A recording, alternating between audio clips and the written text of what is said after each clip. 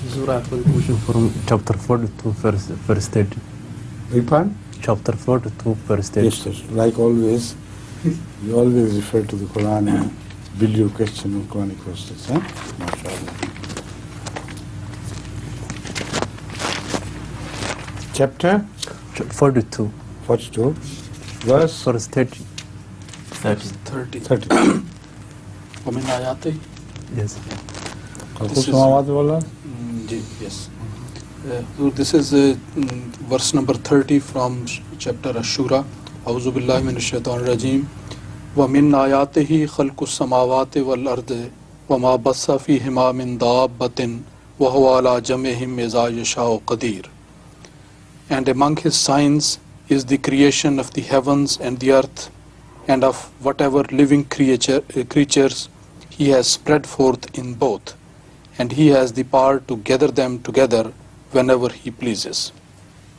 Could you kindly explain to us the meaning of daabbah in relation to heavens? The living creature is a very good translation. All the living, but it's not enough.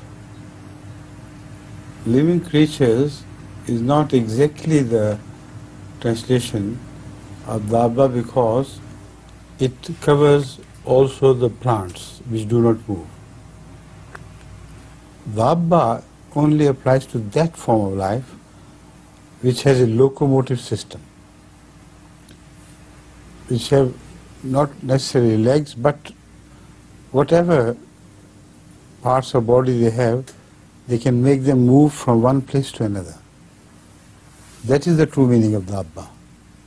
Mostly they move along the earth's surfaces, but all the animals which float in sea and all the animals which fly, they are also covered by this daabbah. So this is the true meaning of the word daabbah as you seek. After this, I'm going to ask you a question about this verse.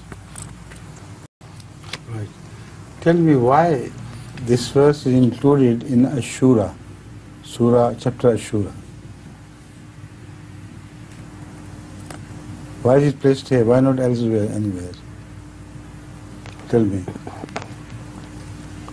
Munir, you can have a good guess, I hope. If not, Imam Sahib will present his guess.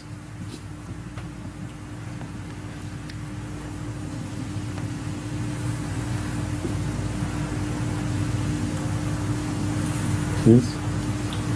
Shura, all the people get together to present their advice, and Jama is also mentioned. That shows, refers to the meaning of Jama, which could be a universal shura,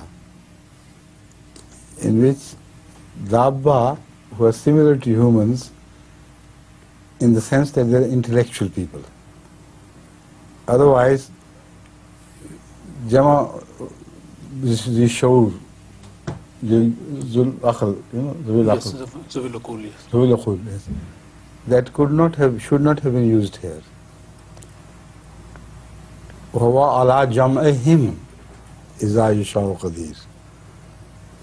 It shows to me that they are Zul Aql people, not only here but also elsewhere, and they both fulfill the conditions of daabbah. Both Zul Aql can move along. So there will be a sort of shura, a shura the world had never seen before, a shura of universal nature in which they will participate, and that could be their Jama. Not necessarily in one place, but through consulting each other, through radio and telegraph and other things, these people could have a sort of shura. Like sometimes we have a shura here when we consult people from all over the world. What do you think? What is the answer to this and that? And that sort of shura could be held according to this surah. So that is why this verse is placed in the right chapter. There couldn't be a better chapter for this verse than this one. Understand?